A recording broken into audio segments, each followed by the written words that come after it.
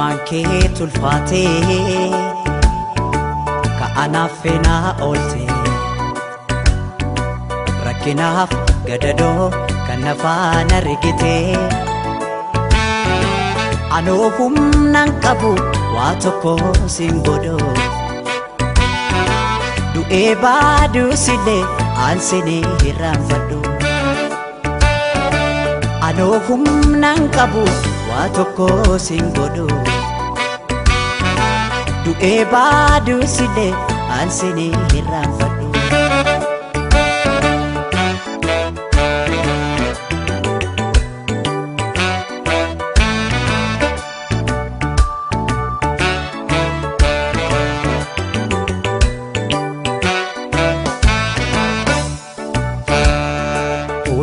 dandeessu koo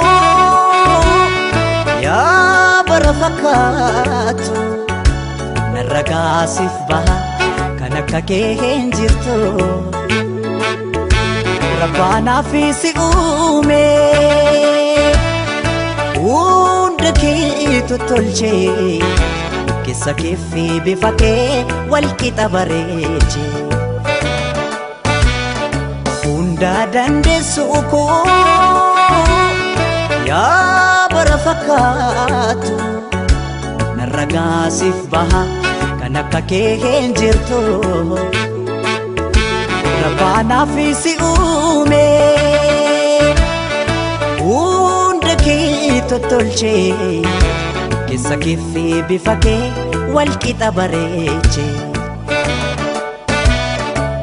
jireenyi koo marri jireenyi dacheerra si malee naan ta'u waa hundi waa mara anoo humnaan qabu waa tokko siin godhu du'ee baduu sillee aansinii hirraanfadhu jireenyi koo marri jireenyi dacheerra si malee naan ta'u waa hundi waa mara anoo humnaan qabu waa tokko siin godhu du'ee baduu sillee aansinii hirraanfadhu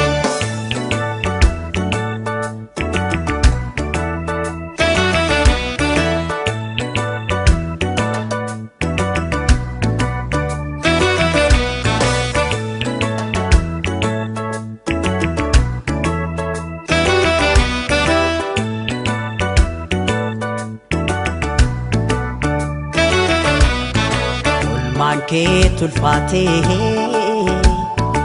ka'anaaf feenaa oolte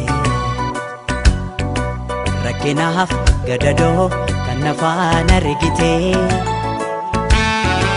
anoo humnaan qabu waa tokko siin godhu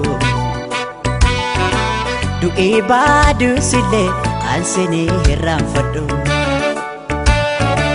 anoo humnaan qabu waa tokko siin godhu du'ee baaduu sillee aansinii hirraanfadhu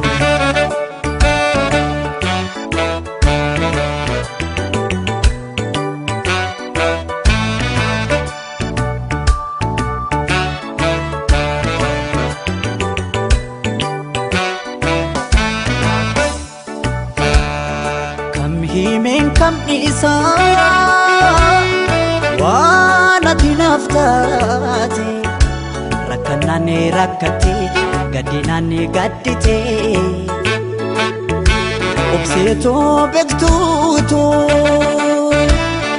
yaa goota jaalala naaf jiraadhu malee maalaan jedhaa sila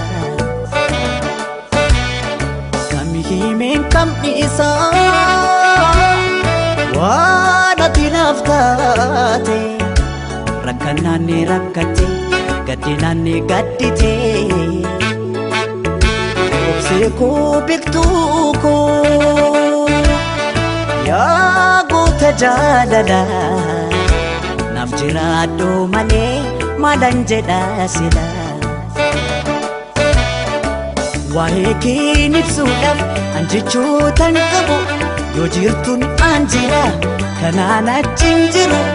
anoo humnaan qabu waa tokko siin godhu du'ee baduu sillee aansinii hirraanfadhu waa'ee kee ibsuudhaaf an jechootan qabu yoo jirtuun an jira kanaan achiin jiru anoo humnan qabu waa tokko si godhu du'ee baduu silee kan silee irraan fedhu.